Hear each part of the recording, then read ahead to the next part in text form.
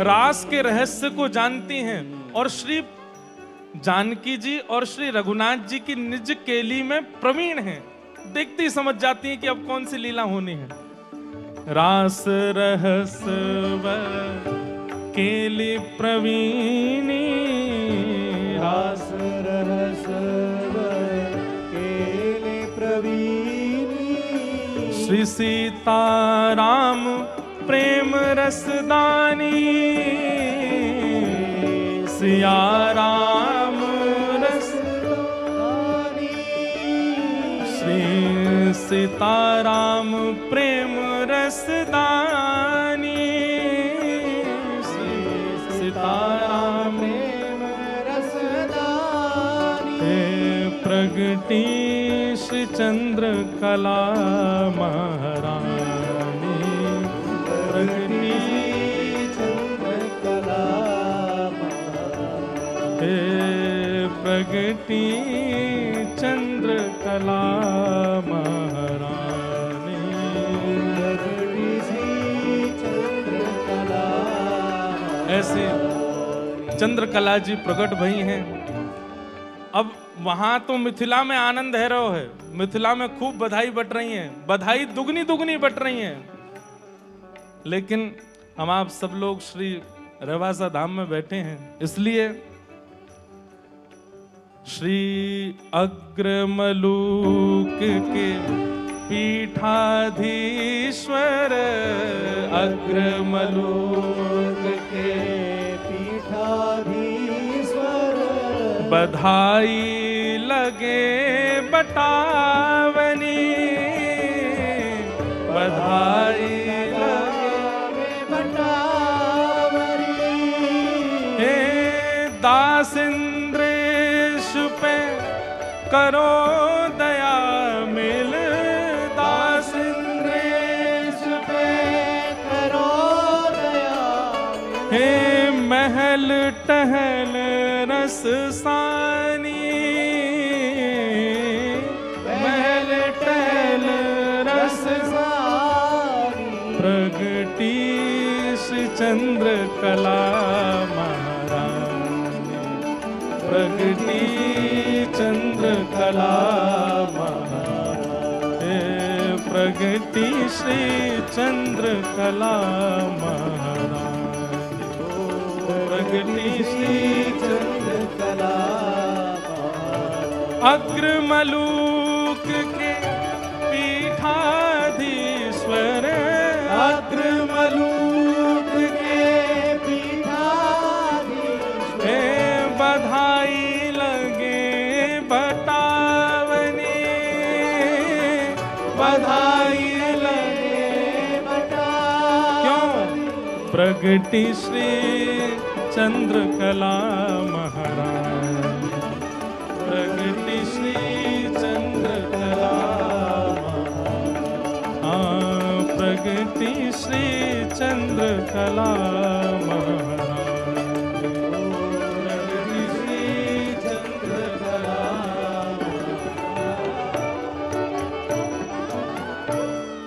श्री चंद्रकला महारानी की जय।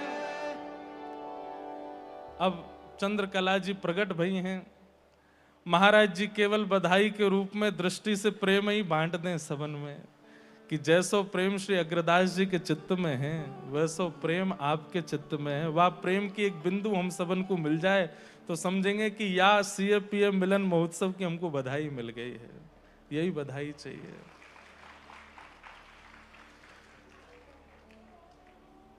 प्रकट भई अभी यही भावपूर्ण नहीं है। सुने ना मैया के चित्त में इतनो प्रेम भर गयो, मैया ने विचार किया कि अब लाली को गोद में लेके कैसे नृत्य करूंगी। तो जा पलना में पौड़ी हैं श्री चंद्रकला जी, वही पलना में श्री सियाजू को पढ़ा दियो। अब तो दोनों लाली संग पौड़ी हैं और यहां सब नृत्य कर रहे हैं, आनंद कर रहे हैं, आनंदित भय रहे हैं। आहा। लेकिन वास्तव में ये मैया के चित्त की भावना नहीं है, ये तो श्री चंद्रकला जी की भावना है कि मेरी स्वामिनी जी आई हैं, अब इनको मुंह दूर मत रखो, ने मेरे बगल में पढ़ाए दो। सियाजू पौड़ी हैं, सब नृत्य कर रहे हैं, आनंदित है रहे हैं। एक बधाई और गाएंगे लीला बतावे के बाद। कभी कभी माताओं के चित्त में इतना वात्सल्य प्रकट हो जाता है कि उस वात्सल्य के कारण वो जो प्रेम अपने बालकों पे लुटाती हैं, वो प्रेम जिस बालक पे वात्सल्य आए उस पे भी लुटाती हैं। सुनैना मैया के चित्त में एक भावना प्रकट भई कि मैं लाली को लेकर के गोद में ने एक अपने वक्ष को स्पर्श कराए के पयोधर पान कराए दूं। तो श्री चंद्रकला जी को सुनैना मैया ने गोद में लेकर के जैसे ही अपने वक्ष को पान कराया तो वाम वक्ष के पास ले गई, जो वक्ष को दुग्ध अभी तक सियाजू ने पियो ही नहीं है। तो कह रहे हैं कि चंद्रकला जी ने जैसे ही पयोधर अपने मुख के पास अनुभव कियो तो वे समझ गए कि अभी श्री सीता जी ने या पयोधर को पान नहीं कियो है,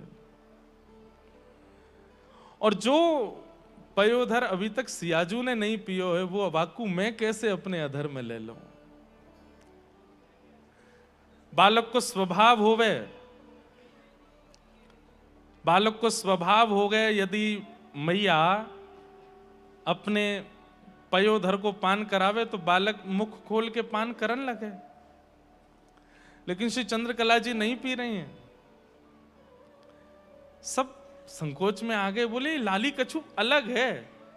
पहले तो नेत्र नहीं खोले, हंसी नहीं, बोली नहीं, कोई रोनो नहीं, कछु नहीं, और अब देखो पयोधर को पान करा रही हूं, जे पीना ही रही है। मैया के मन में जन कहा भाव आयो, एक बार दाएं पयोधर को पान कराए के देखूं। और जैसे ही दाएं पयोधर के पास श्री चंद्रकला जी को मुख लियो, सो पयोधर से श्री जी के मुख की सुगंधी आ गई। पता चल गई कि ये प्रसादी है। तो दाहिने पयोधर को पान कियो, बाम पयोधर नहीं पियो। क्यों? क्योंकि अभी सिया जी को मुख नहीं लगो है। और यही बात पूरी नहीं है रही है। हमने अनेक सखीन की लीला सुनी, अनेक सखीन के चरित्र सुने हैं, पर श्री अग्र अली कछु अग्र ही हैं, इसलिए वो अग्र हैं श्री चंद्रकला जी।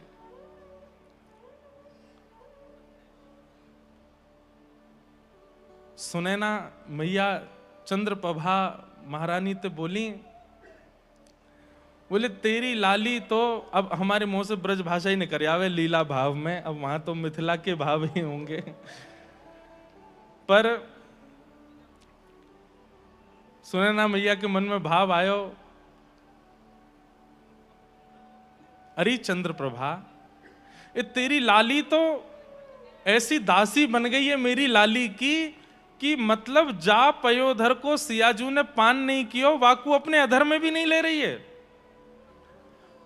और अगर ऐसो दासत्व या के चित्त में, तो ये तेरो पयोधर कैसे पीवेगी, तेरो दुग्धपान कैसे करेगी। सुनैना मैया के मन में चिंता भई महाराज जी कि ये सियाजू की प्रसादी ही पामे, तो हे चंद्रप्रभा महारानी, ये तुम्हारो पयोधर कैसे पीमेंगी, ये तुम्हारो दुग्ध कैसे पीमेंगी। तो बोले कहा करें, बोले तो एक काम करो, सिया जी को अंक में लेकर के तुम अपने पयोधर को पान कराए दो। तो श्री चंद्रकला जी की मैया श्री चंद्रप्रभा जी सिया जी को गोद में लेके अपने पयोधर को पान करा के वाकू प्रसादी कर रही हैं ताकि उनकी लाली दूध पी सके। ऐसी श्री चंद्रकला जी। ये सब रस के भाव हैं, ये सब बड़े अंतरंग भाव है। इसीलिए हमारे महाराज जी कल बता रहे ना कि इनको सर्वेश्वरी कहा गया, इनको सर्वेश्वरी कह करके पुकारा गया, क्योंकि ये कृपा करेंगी, ये अनुग्रह करेंगी,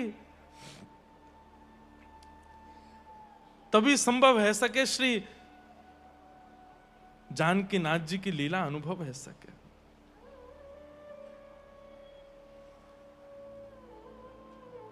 कैसा दासत्व उनके चित्त में है।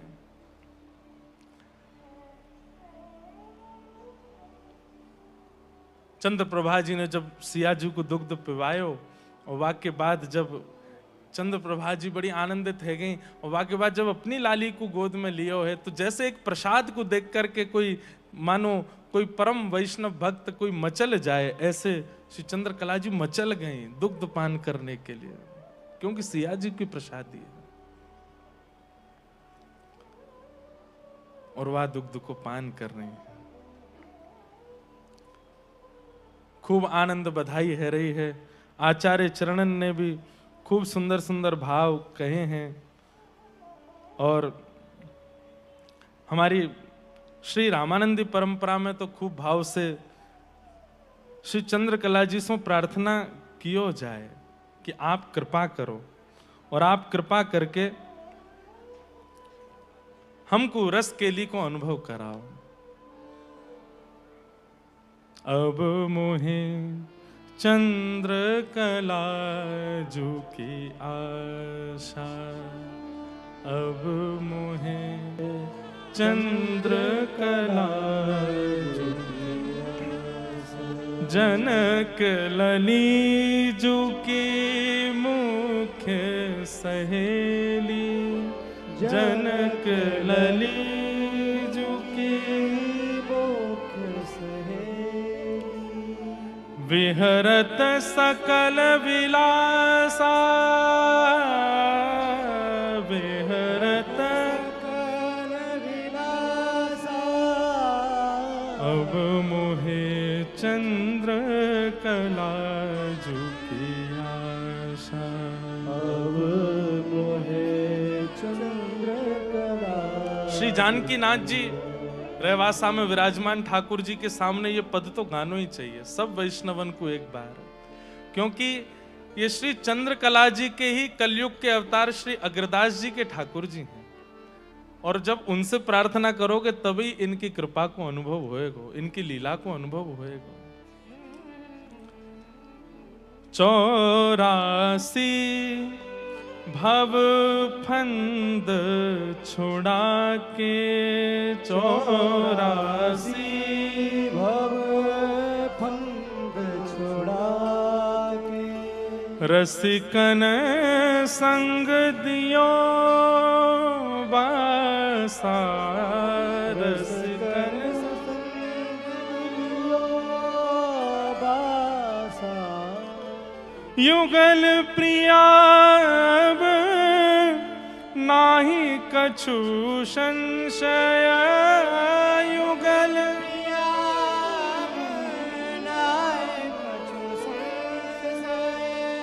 विपिन प्रमोद निवासा, विपिन प्रमोद अब मोहे चंद्रकला जू की आशा, अब मोहे चंद्रकला जू की आशा। 84 भव फंद छुड़ा के रसिकन संग दियो वासा। ऐसी सी चंद्रकला जू यदि वे कृपा कर दें, वे रीझ जाएं, तो ऐसी रसकेली को अनुभव कराएंगी कि फिर संसार के बंधन सब मुक्त हो जाएंगे। ऐसी चंद्रकला जी श्री अग्रदास जी के रूप में प्रकट भई हैं, वही चंद्रकला जी श्री अग्रदास जी के रूप में आई हैं। कितने भाग्य हैं, सौभाग्य हैं यहाँ या गांव के निवासीन के या भूमि पर रहने वाले के कि ऐसे महापुरुष, ऐसी श्री प्रियाजू की। अब आप एक विचार करें, श्री रघुनाथ जी को सब देख के रीझ हैं, वे रघुनाथ जी सिया जी को देख के रीझ हैं। जो सब रघुनाथ जी को देख के रीझ हैं, वो रघुनाथ जी सिया जी को देख के रीझ हैं, और वो सिया जी श्री चंद्रकला जी को देख के रीझ हैं, और वो चंद्रकला जी श्री अग्रदास जी के रूप में प्रकट भई हैं। इनकी चरण, इनकी शरण, इनकी शरणागति प्रियाजू को प्रसन्न करेगी। महाराज जी,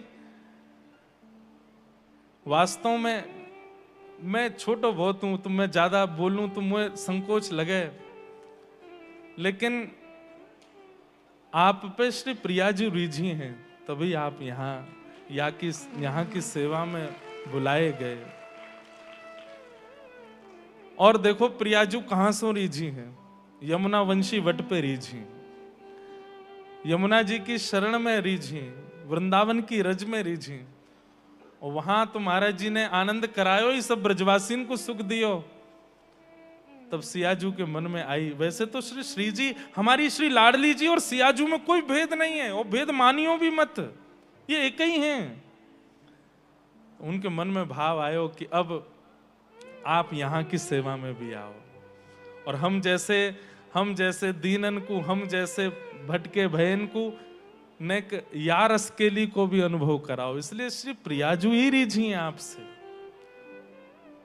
ये अग्र शब्द को जीवन में आनो, श्री अग्रदास जी को जीवन में आनो, ये प्रिया जी की प्रसन्नता है, तभी वो रीझी हैं और उनने बुलाया है आपको यहाँ।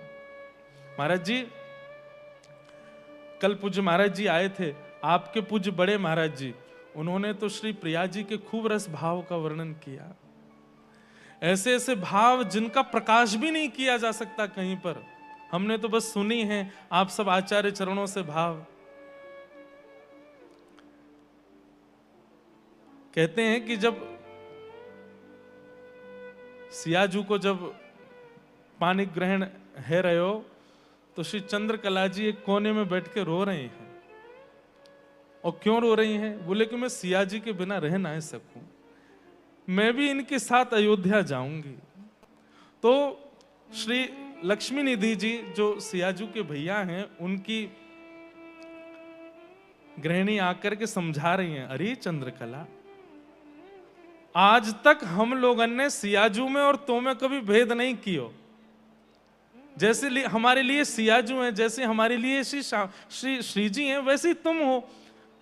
अब ऐसे हम तुमको कैसे भेज देंगे? तुम्हारे लिए योग्य वर होगो, जैसे रघुनाथ जी हैं वैसे योग्य कुशल कोई तुम्हारे लिए मिलेगो, वैसे तुम्हारो वरण होएगो। अब ऐसो राम जी जैसो अयोध्या में कोई और है ना है, और ऐसे हम तुम्हें कैसे भेज देंगे? कोई दासी बना के भेजेंगे? अरे तुम या कुल की मर्यादा हो, या कुल में तुम्हारो सीता जी जैसो भाव है, ऐसे कैसे भेज देंगे? क्योंकि श्री चंद्रकला जी तो चाह रही है मैं दासी बन के चली जाऊं और नित्य दासत्व ग्रहण करके रहूंगी, क्यों अपनी सियाजू के बिना ना रह सकूं।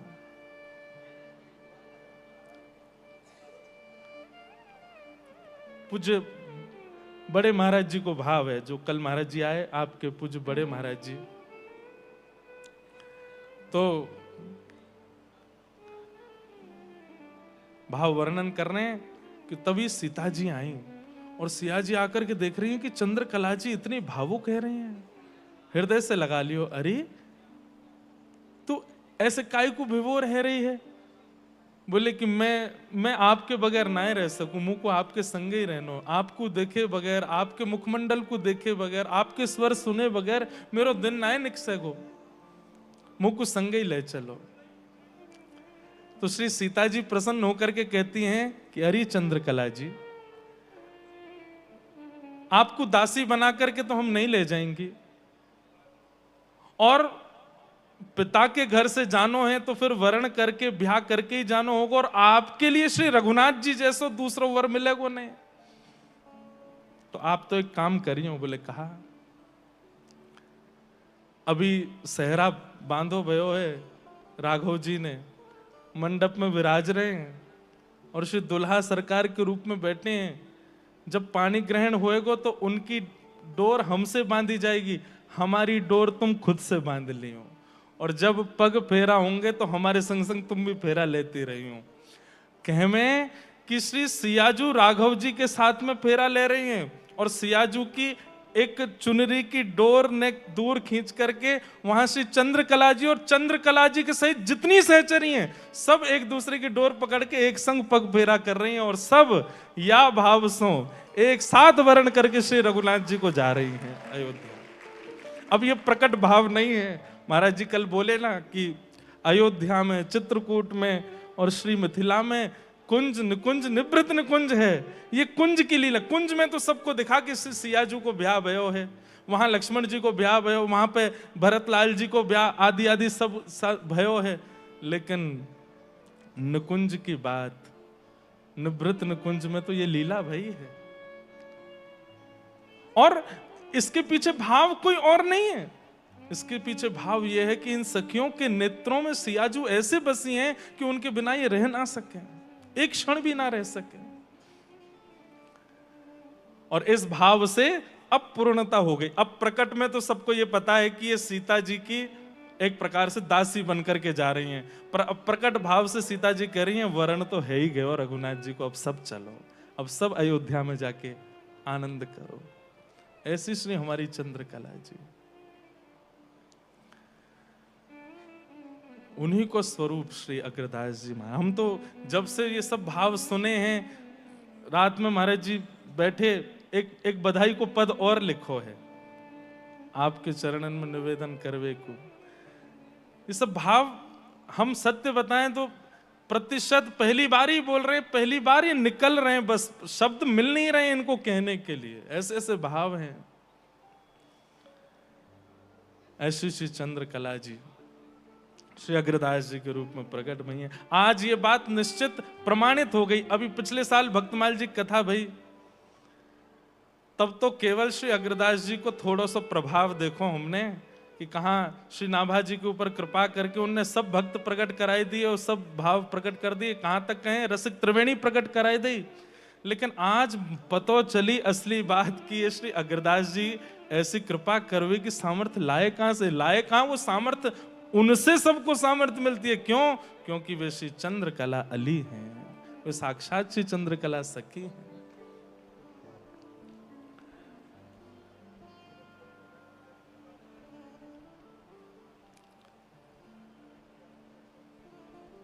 गुरु विश्वामित्र के साथ श्री राम जी जा रहे हैं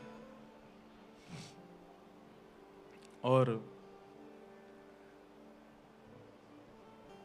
ऐसी ऐसी विद्याएं दी हैं गुरुदेव ने कि श्री लक्ष्मण जी को और श्री राम जी को भूख प्यास नहीं लगती है मार्ग में। ऐसी ऐसी विद्याओं से युक्त किया शिष्यों को कि भाई छोटे बालक हैं, कहीं कहने लगे हमें भूख लग रही है, कछु खवाए दो, प्यास लग रही है कछु पिवाए दो, तो ऐसी ऐसी विद्याओं से युक्त कर दिया कि श्री राघव जी और श्री लखनलाल जी उनको भूख प्यास पर जैसे मानो विजय जैसी हो गई है। लेकिन जैसे ही मिथिला पहुंचने वाले हैं, थोड़ी दूरी ही बची है, वहीं पर गुरुदेव बैठ करके थोड़े ध्यान संध्या वंदन आदि सब करने लगे और इतने में ही श्री राम जी लखन जी को इशारों कर रहे हैं। बोले कहा, लक्ष्मण जी बोले कहा भयो? बोले प्यास सी लग रही है, गलों ने सूख रहो मेरो। तो लक्ष्मण जी ये सुनकर के बड़े चकित हो गए, बोले कि गुरुदेव ने ऐसी ऐसी विद्या दी है कि हमें भूख प्यास लगे नहीं। भैया आपको प्यास लगी कैसे? बोले ये नहीं पता कैसे लग रही है, पर बहुत जोर की प्यास लगी है, कहीं जल की व्यवस्था देखो। तो लक्ष्मण जी उठ करके दूर दूर तक ढूंढ रहे हैं, कहीं पर कोई जलाशय दिख नहीं रहा है। राम जी भी ढूंढ रहे हैं, कोई जलाशय दिख नहीं रहा। गुरुदेव बोले बोले क्या हुआ, आप दोनों इतने व्याकुल विचलित से क्यों हैं? तब लक्ष्मण जी ने बताई, बोले भैया को प्यास लगी है नेक। तो गुरुदेव भी आश्चर्यचकित हो गए, बोले कि ऐसी ऐसी विद्याएं युक्त करा दी हैं कि इनको भूख प्यास कहीं लगे ना, पर फिर भी ये प्यास कैसे लग रही है राम जी को? बोले थोड़ा देर रुक जाओ, थोड़ी देर में हम पहुंच ही जाएंगे, अभी तो नगर का प्रारंभ है, थोड़ी देर में कुछ जलाशय मिलेगा तो पी लेंगे। और गुरुदेव ऐसा कहकर के अपने ध्यान समाधि में चले गए। लेकिन राम जी ने तभी देखा कि दूर एक जलाशय चमक रहा है। आप देख करके तुरंत समझ गए, बोले ओहो ये तो जल है, तुरंत पी लिया जाए, प्यास तो लगी रही है। जैसे ही गए तो आपने जाकर के जल हाथ में लिया और हाथ में लेते ही आप सोचे अरे ऐसे बड़े बड़े राक्षसों से हमारे पाले पड़ रहे हैं, बड़ी बड़ी राक्षसियों को मार के आए हैं, कहीं ऐसा तो नहीं है संसार में कोई राक्षस की कोई माया हो? अभी तो हमने देखा था कोई जल दिखा नहीं, अचानक से जलाशय कैसे आ गया? राघव जी ने तुरंत जल वहीं छोड़ दिया और पूछने लगे कौन हो तुम? अभी तो हमने देखा था कि यहां जल था नहीं और अचानक से जल प्रकट हुआ। मुझे पता है ये कोई मायावी विद्या है, मुझे बताइए आप कौन हैं? तुरंत एक अत्यंत सुकुमार अत्यंत सुंदरी एक सहचरी प्रकट भई और प्रकट होकर के बोली कि हे श्री राघव जी, श्री सियाजू के चित्त को प्रेम विलास ही ये सरोवर है। आप अभी मिथिला जा रहे हैं और प्रथम बार श्री सियाजू को नेत्रन से देखेंगे, कानन से सुनेंगे, त्वचा से अनुभव करेंगे और उन अनुभव की पूर्णतया ग्रहण करने की जो सामर्थ्य है वो इस सरोवर के पान से आएगी आपके चित्त में। तो आपको हम आपके सामने इसलिए प्रकट हुए हैं कि आप कृपा करके हमारा सेवन कर लीजिए, सेवन करके चित्त को ऐसा बना लीजिए कि श्री सियाजू के भाव आपके चित्त में बिन कहे ही आ जाएं। स्नान कर लीजिए ताकि आपके नेत्र और सर्वांगीण इंद्रिय रोम कूपों में ये जल जाकर के वह ऐसा प्रेम प्रकट कर दे कि जब सियाजू आपके सन्मुख आए तो कछु कहनो नहीं पड़े हमारी सीता जी को, सब आपको अनुभव होने लगे। बिना यहां जलपान और स्नान किए अगर आप गए ना तो श्री सीता जी के मूल रूप को, अंतरंग भाव को आप अब बताइए, वो परब्रह्म है, वो साक्षात जगदीश्वर हैं, वे नहीं समझ पाएंगे।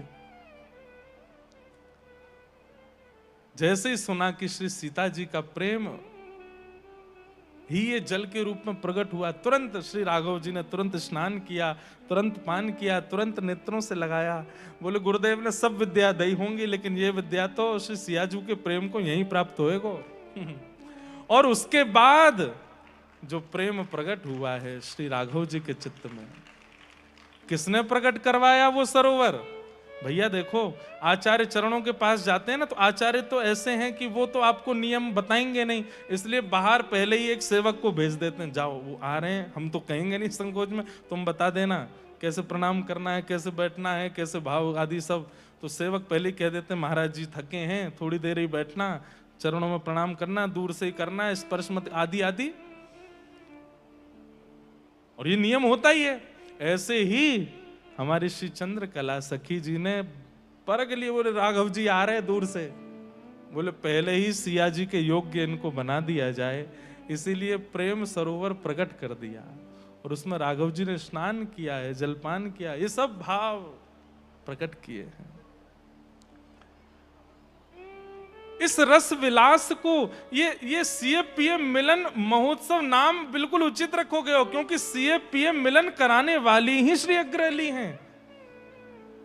उनके दिमाग में एक ही योजना बनती रहती है कि अब ऐसा कहा करें कि श्री सियाजू अपने श्री राघव जी से मिलें। अब श्री राघव जी और श्री सियाजू सखीन की यही तो भावना है, ऐसी कौन सी के लिए प्रकट हो जहां में इन दोनों को सुख हो और इन दोनों के सुख को देख करके हम आनंदित हों। बड़े बड़े सुख प्रकट किए हैं, सब सुनेंगे हम, सब भावन को गा गा करके सुनेंगे हम। आज तो तीसरा दिन है कथा को, अभी तो सब लीलाएं प्रकट होंगी। एक बधाई और है श्री चंद्रकला जी की, आप सब लोग आज जिनके स्थान पर बैठे हैं ऐसे श्री अग्रदास जी महाराज के मूल स्वरूपा श्री चंद्रकला जी की बधाई भाव से गाओ। और भैया झोली फैलाइयो महाराज जी के आगे, महाराज जी बधाई दो, आज हम आए हैं और यहाँ उत्सव मना रहे हैं, ऐसी चंद्रकला महारानी प्रकट भई हैं। बाकी बधाई में कछु रुपया दक्षिणा धन दौलत मत मांगियो, बधाई में केवल ये मांगियो कि जैसी श्री चंद्रकला जी को प्रेम भाव है, बाकी एक बिंदु हम पे आज ये कृपा करेंगे, महाराज जी कृपा करेंगे तो ये संभव है जाएगा।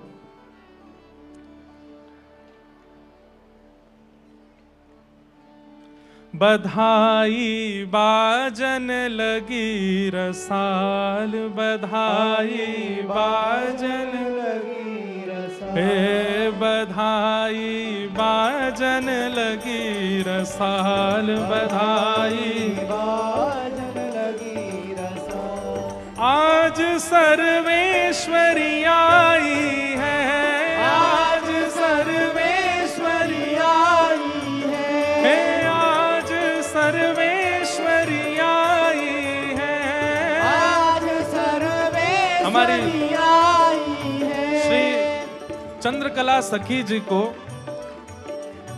हमारी परंपरा में श्री सर्वेश्वरी जी कहते हैं। महादेव भी सर्वेश्वरी कहकर के पुकारते हैं श्री चंद्रकला जी को, क्योंकि सब सखीन की ये प्रधान है, इसलिए इनको सर्वेश्वरी कह रहे हैं। इसलिए यह बधाई में ये भाव रखे हो। ओ बधाई बाजन लगी रसाल, बधाई बाजन लगी रसाल, हे बधाई बाजन लगी रसाल, बधाई बाजन लगी रसाल। हे आज सर्वेश्वरी आई है, आज सर्वेश्वरी आई है, हे आज सर्वेश्वरी आई है, आज सर्वेश्वरी आई है।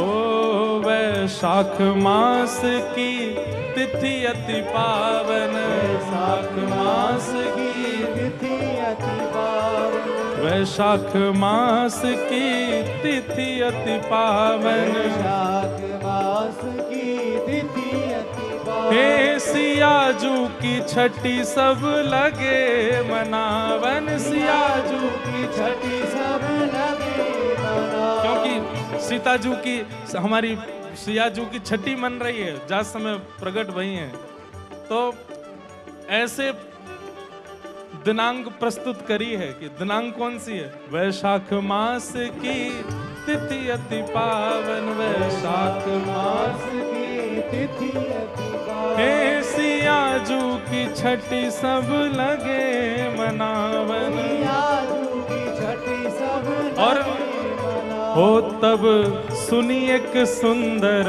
बात, तब सुनी एक सुंदर बात, हो तब सुनी एक सुंदर बात, तब सुन कहा हे आज सर्वेश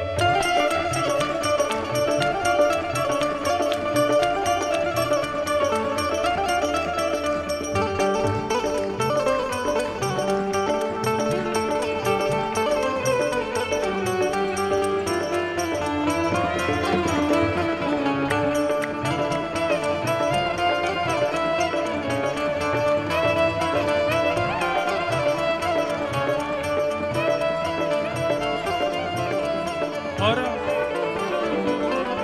कलयुग में ये अग्र अली है, कलयुग में ये अग्र अली है, श्री जानकी नाथ इनकी निधि है, श्री जानकी नाथ इनकी निधि हो कलयुग में ये श्री अग्र अली है, कलयुग में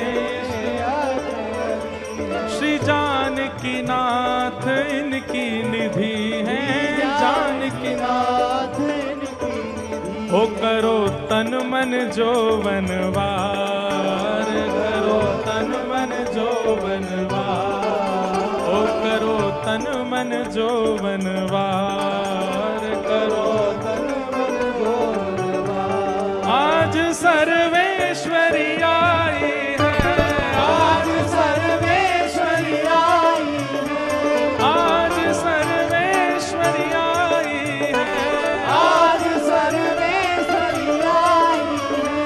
बधाई बाजन लगी रसाल, बधाई बाजन लगी रसाल, हे बधाई बाजन लगी रसाल, बधाई बाजन लगी रसाल। हे आज सर्वेश्वरी आई है, आज सर्वेश्वरी आई है, आज सर्वेश्वरी आई है, आज सर्वेश्वरी आई है। सिया पिया प्यारी अवध बिहारी, सिया प्रिय प्यारी अवध बिहारी, जय जय श्री अग्रदास दुलारी, जय जय श्री अग्रदास दुलारी।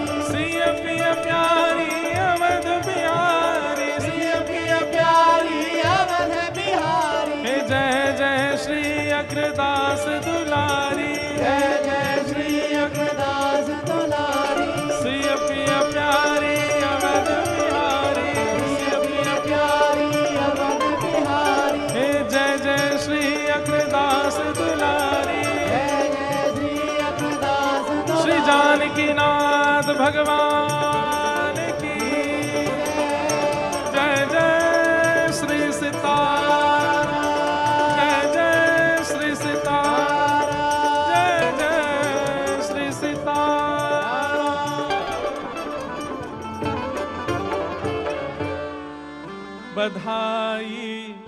बाजन लगी रसाल बधाई बाजन लगी रसाल।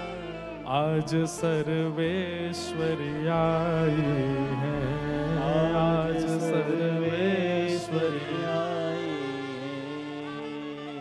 वैशाख मास की तिथि अति पावन, वैशाख मास की तिथि अति पावन। सियाजू की छठी सब लगे मनावन, सियाजू की छठी सब लगे मनावन। तब सुनी एक सुंदर बात, तब सुनी एक सुंदर बात। आज सर्वेश्वरी आई है, आज सर्वेश्वरी आई है। महाराज जी जब कथा के लिए आ रहे थे तब रास्ता में ये बनाई बधाई, सोच रहे, और अंतिम पंक्ति तो अभी अभी बनाई है, और जैसी भी बनी है बस यूं है कि कछु तो ठाकुर जी की सेवा में प्रस्तुत है जाए। हमने कल कही भैया ब्रजवासी हैं, मीठो कम नहीं छोड़ेंगे, न ज्यादा ही देंगे, होठ चुपक जाए कम से कम इतना तो रखेंगे। प्रमुख सखी ने जन्म लियो है, प्रमुख सखी ने जन्म लियो है। श्री चंद्र कलाता को नाम दियो है, श्री चंद्र कलाता को नाम दियो है। निकुंज में आई प्रेम बहार, निकुंज में आई प्रेम बहार। आज सर्वेश्वरी आई है, आज सर्वेश्वरी आई है। और सिय पिय प्यारी अवध बिहारी, सिय पिय प्यारी अवध बिहारी। संग मिल करें केली रस भारी, संग मिल करे केली रस भारी। जाऊं बार बार बलिहार, जाऊं बार बार बलिहार। आज सर्वेश्वरी आई है, आज सर्वेश्वरी। श्री जानकी नाथ जी के केली रस को विस्तार करने के लिए प्रकट भई हैं श्री चंद्रकला जी। और कलयुग में ये अग्र अली हैं, कलयुग में ये अग्र अली हैं। इसी कलिकाल में ये श्री अग्रदास जी के रूप में पधारे हैं।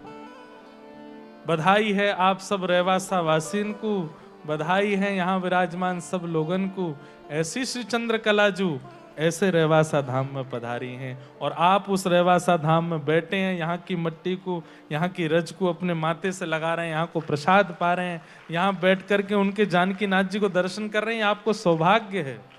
कलयुग में ये अग्र अली हैं, कलयुग में ये अग्र अली हैं। श्री जानकी नाथ इनकी निधि हैं, श्री जानकी नाथ इनकी निधि है। परम पूजनीय श्री कृष्णदास बिहारी जी ने ठाकुर जी प्रदान किए, श्री जानकी नाथ जी प्रदान किए, और कही कि इनकी सेवा को विस्तार करो। महाराज जी हम 2 दिन पहले दर्शन करने गए तो पुजारी जी तो थे नहीं, कोई और थे, तो वो बता रहे थे ये जानकी जी हैं, ये राम जी हैं, और यहाँ पे ये भरत जी हैं, और श्री लक्ष्मण जी हैं, शत्रुघ्न जी नहीं है।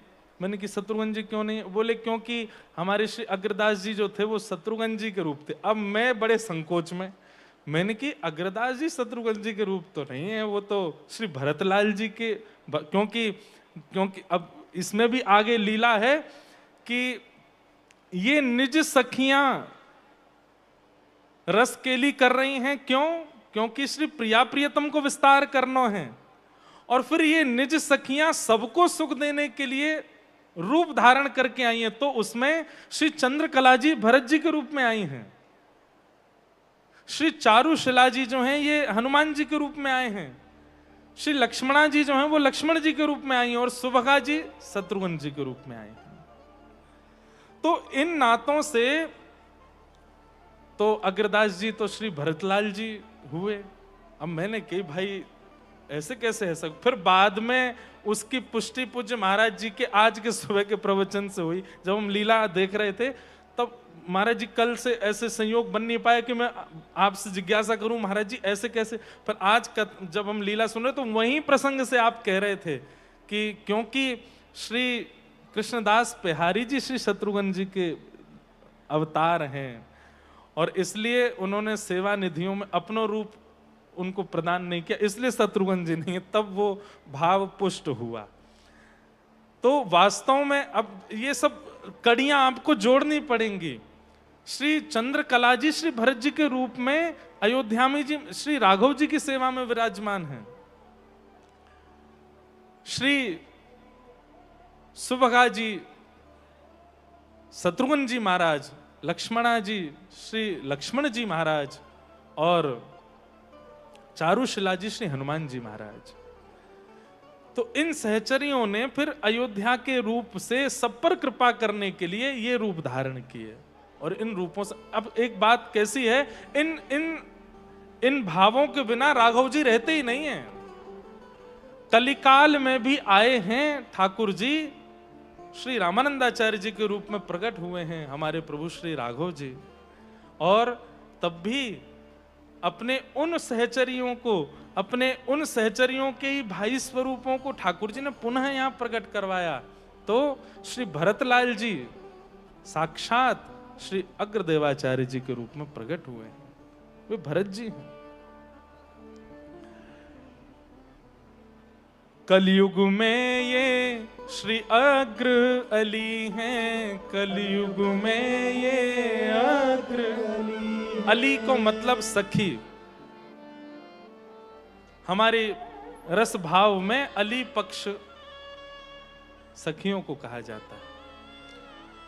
जानकी नाथ इनकी निधि है, जानकी नाथ इनकी निधि हो करूं तन मन जो बनवार, करूं तन मन जो बनवार।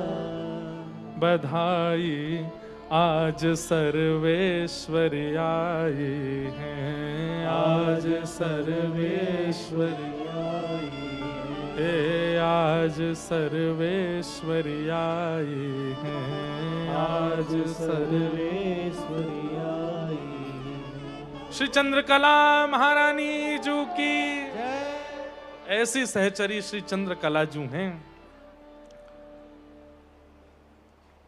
जिनकी कला और श्री जानकी जी कला में कोई भेद नहीं है, दोनों की एक जैसी कलाएं हैं। और जो राम जी के नाम चंद्र से युक्त हैं, ऐसी चंद्रकला जी श्री अग्रदास जी के रूप में प्रकट हुए। तो पक्ष अब भागवत जी का आ जाए तो श्रीमद् भागवत जी में नारद जी महाराज यही बात वेद व्यास जी को समझा रहे हैं कि व्यास जी, धर्म अर्थ काम और मोक्ष इन चतुर्विध पुरुषार्थों की प्रधानता तो आपने बता दी, लेकिन मानव को आज की भाषा में कह दें तो चैन तो तभी मिलेगा जब प्रेम जीवन में आएगा। उसको संतुष्टि तो तभी होगी जब प्रेम जीवन में आएगा। अब अभी जो हम थोड़ी देर से जो लीलाएं सुन रहे थे ना, अगर ये लीला स्पष्ट रूप से आपके चित्त में विद्यमान हो गई तो इन लीलाओं के बाद कुछ और सुनने कहने की इच्छा नहीं होगी। फिर तो मन में बस एक ही भाव होगा कि बस श्री प्रिया प्रियतम के निज भाव ही सुनाते रहिए, उनकी निज केली ही सुनाते रहो। लेकिन अब आप प्रश्न करें महाराज जी तो फिर आप भागवत जी में क्यों आ गए दोबारा से वही सुनाते रहो। अरे हमारे स्वामी श्री हरदास जी महाराज भी आज्ञा करते हैं, बोले भागवत तो सुननी ही है। क्यों? वो स्वामी जी का एक भाव है ना जिसमें स्वामी जी कहते हैं क्या क्या करना है, उसमें छह भाव हैं। उनमें स्वामी जी ने आज्ञा की है कि भागवत जी तो सुननी ही है। क्यों? श्रीमद् भागवत जी क्या है?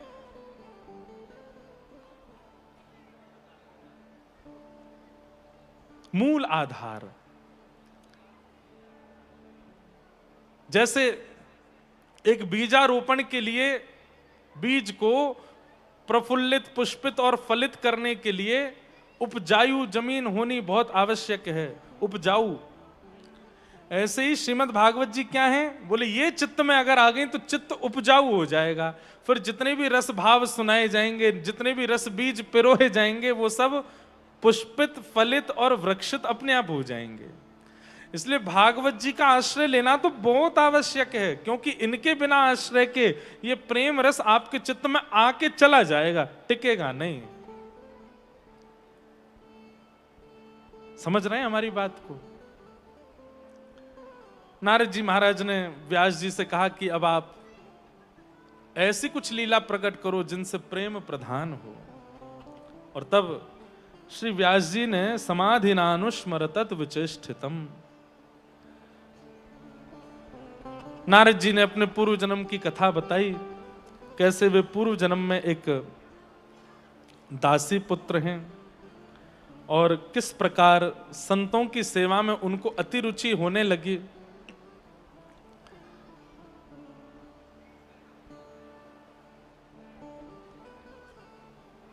चातुर्मास करने के लिए संत जन पधारे थे, उनकी सेवा में श्री नारद जी महाराज रहे अपने पूर्व जन्म में, और उसी से ही ऐसी स्थिति बन गई कि अब उन संतों के बिना रह नहीं पा रहे हैं। तब संतों ने आज्ञा की, बोले तुम्हारी वृद्ध माता जी हैं, इनकी सेवा करो। बोले तब तक फिर हम क्या करें? तब संत महापुरुषों ने उन्हें द्वादशाक्षर मंत्र प्रदान किया। नमो भगवते तुभ्यं वासुदेवाय धीमहि प्रद्युम्नाय निरुद्धाय नमः शंकर्षणाय च। नारद जी महाराज सब संत जनों को प्रणाम करके अपनी मैया की सेवा में नियुक्त हो गए। कुछ समय बाद उनके शरीर की मां का भगवत धाम गमन हो गया। नारद जी महाराज अपने पूर्व काल में वन में जाकर के खूब ठाकुर जी का स्मरण करते हैं, द्वादशाक्षर मंत्र का खूब जप करते हैं। तत्पश्चात ठाकुर जी ने उन्हें दर्शन दिए और थोड़ी देर दर्शन देकर के अंतर ध्यान हो गए। नारद जी व्याकुल हो गए, नाथ आपने दर्शन दिया, फिर आप अंतर ध्यान क्यों हो गए? ठाकुर जी ने आज्ञा की, बोले कि अभी और परिपक्वता लाइए, अभी और आप ध्यान कीजिए और स्मरण कीजिए, हमारी प्राप्ति के लिए जो अवधि आवश्यक है उसको पूर्ण कीजिए, तब आपको हमारी प्राप्ति होगी। नारद जी महाराज व्यास जी को बता रहे हैं कि फिर ठाकुर जी की ऐसी कृपा हुई, वह ध्यान, वह समाधि, वह तपस्या का ऐसा फल हमको प्राप्त हुआ क्या कि अब आपके सामने हम नारद बन करके बैठे हैं। ठाकुर जी ने हमको निज हरिदासों में स्वीकार किया है। और केवल इतना ही नहीं, देवदत्तामिमां वीणां स्वर ब्रह्म विभूषितां मूर्छयित्वा हरिकथां गायमानश्चराम्यहम्। देवदत्ता वीणा ठाकुर जी ने मुझे प्रदान की है। ठाकुर जी ने प्रसन्न होकर के मुझे ये वीणा दी है। इस वीणा पर मैं संसारी भाव, संसारी कोई क्रिया नहीं करता, इस पर केवल ठाकुर जी का यश गाते हैं। बंधुओं, ये भाव सुनने, पढ़ने और कहने के बाद में मन में भाव आता है, ठाकुर जी ने सबको एक वीणा दी है। सबके पास में भले ही सुरीला कंठ ना हो, लेकिन कंठ तो है।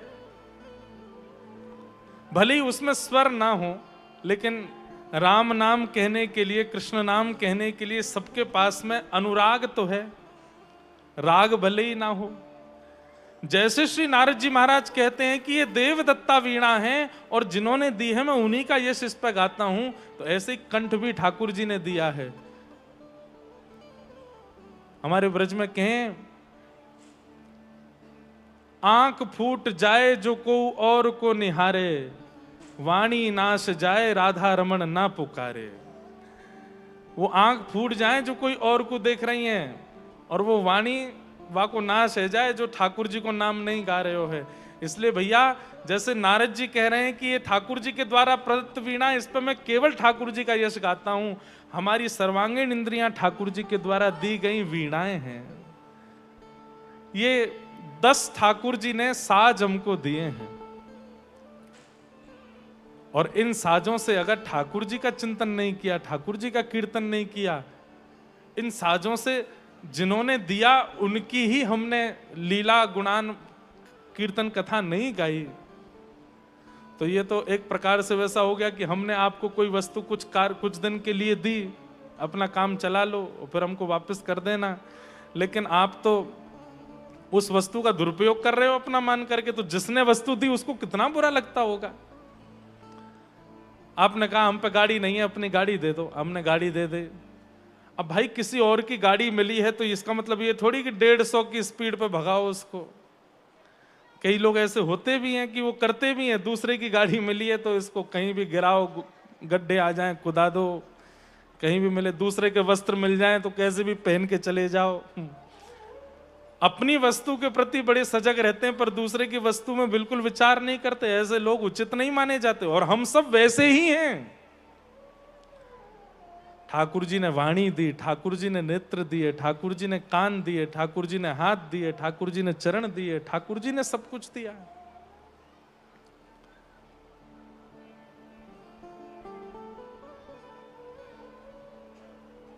भागवत जी के 10वें स्कंद में नलकूवर मणिग्रीव कहते हैं कि हे नाथ हम पर कृपा कीजिए। कैसी कृपा?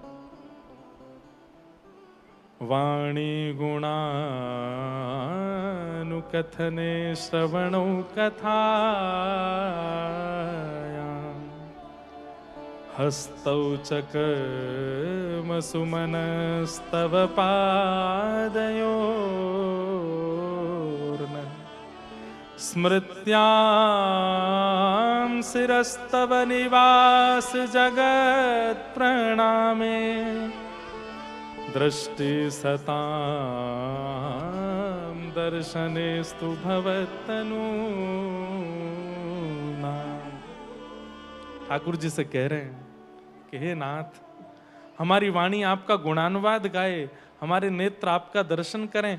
अरे जैसी इच्छा हमारी इंद्रियों की संसार के विषय के प्रति लालायित रहती है, पता चल जाए कि पानी पूरी बनी है तो जीव में अपने आप पानी आ जाता है, लेकिन पता चले कि वहां कीर्तन हो रहा है तो फिर वैसी उत्कंठा क्यों नहीं आती। पता चले कि कोई बहुत बड़ा फिल्म अभिनेता आ गया है तो नेत्रों में देखने की इच्छा प्रकट हो जाती है, लेकिन पता चले कि कोई महापुरुष पधारे हैं तो फिर नेत्र व्याकुल क्यों नहीं होती। ये बात आपके लिए नहीं है, आप सब तो व्याकुल हैं ही, जो नहीं होते उनके लिए है।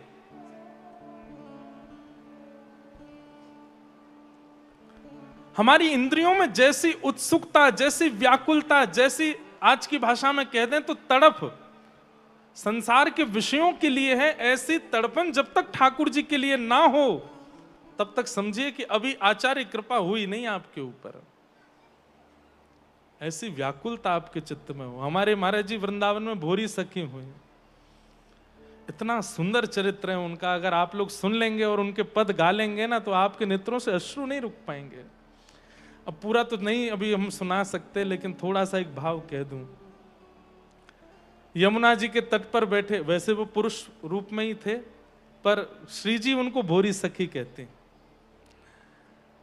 व्याकुल हृदय से पुकार रहे हैं श्री जी को, हे श्री श्यामा, हे किशोरी जी, हे लाडली जी, कृपा करो। राधे राधे करुणामयी कृष्ण प्यारी,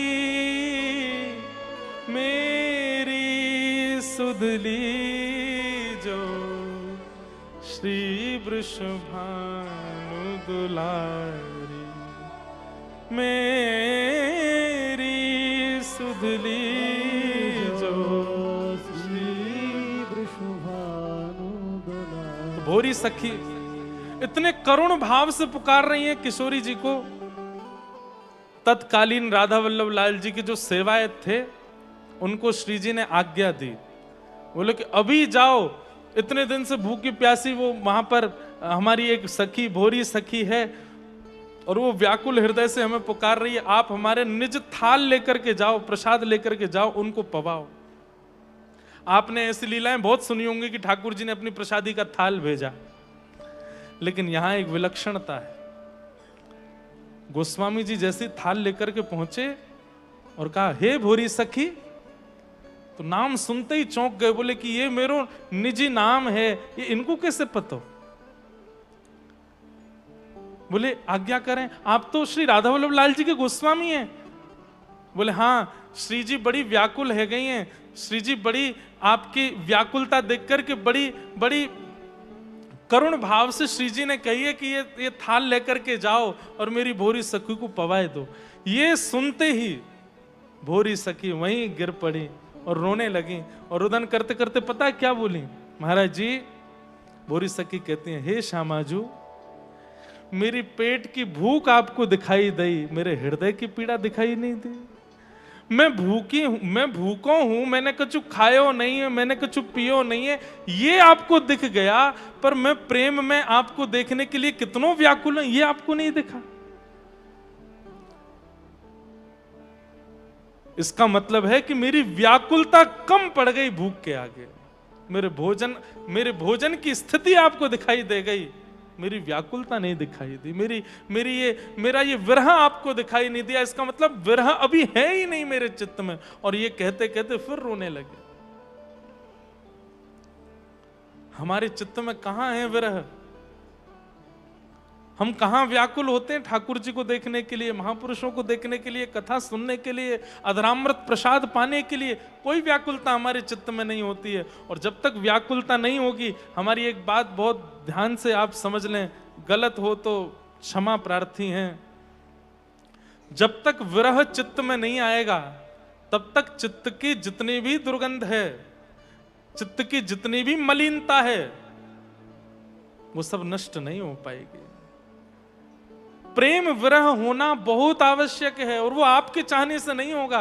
ये ऐसी सखी, ऐसी सहचरियां, ऐसे आचार्य चरण कृपा करेंगे, तभी वो चित्त में आ सकता है।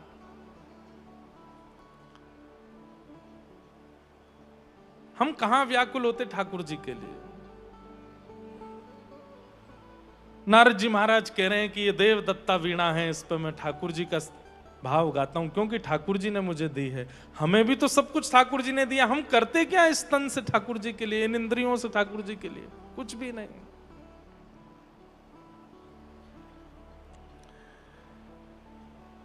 नारद जी महाराज वेद व्यास जी को पूर्व जन्म की कथा सुनाते हैं, समाधि लगाने की भावना कहते हैं। व्यास जी महाराज समाधिस्थ हुए और समाधि में ही ऐसी ऐसी भावनाएं उनके चित्त में प्रकट हुई, जिनसे श्रीमद् भागवत संहिता तैयार हुई। बोलो भागवत महापुराण की। लोकस्य जानतो विद्वांस चक्रे सात्वत संहिताम। श्रीमद् भागवत को संहिता कहा गया, जो सबका हित करे। ऐसी भागवत जी की रचना लोक हित करते हुए श्री वेद व्यास जी महाराज ने की है। व्यास जी ने इन्हीं भागवत जी को गेहे गेहे जने जने सब तक पहुंचाने के लिए अपने पुत्र श्री शुकाचार्य जी का स्मरण किया, और उनके द्वारा भागवत जी का प्रसाद सब तक पहुंचाया। श्री शुकाचार्य जी महाराज ने यही भागवत की कथा परीक्षित जी को जाकर के सुनाई। सब 88,000 सौनकादि ऋषियों ने सूत जी से प्रश्न किया, महाराज हमें परीक्षित के विषय में बताइए, ये कौन है? तब यहां से सूत जी महाराज परीक्षित के परिचय में थोड़ी महाभारत के भाव में प्रवेश करते हुए कथा सुनाना प्रारंभ करते हैं। ये सब भाव यहाँ पर वर्णित किए गए हैं। सबको हम कल पुनः यहीं से प्रारंभ करेंगे महाराज जी की आज्ञा से, और कल यहीं से प्रारंभ करके और फिर कुछ और लीलाएं कहते थोड़ा थोड़ा कह के फिर विश्राम में महाराज जी नंदोत्सव, मतलब कथाक्रम आप जैसे आज्ञा करेंगे। या तो कथाक्रम ऐसे ही चलने दें, या फिर कथाक्रम जहाँ तक हो जाए फिर वहाँ थोड़ा नंदोत्सव दैनिक भाव के अनुसार वैसे कर देंगे। तो ऐसी भावना है। कल यहीं से कथा का प्रारंभ होगा और ठाकुर जी की कुछ और लीलाएं जो हमारी श्री चंद्रकला सखी जी के द्वारा व्यवस्थित की गई हैं, उन सब लीलाओं को थोड़ा थोड़ा भाव से हम श्रवण करेंगे। ऐसी भावना के साथ आज के मंगल भाव को विराम देते हैं। हे भजो मुकुंद माधव मुरारी, भजो मुकुंद। अभी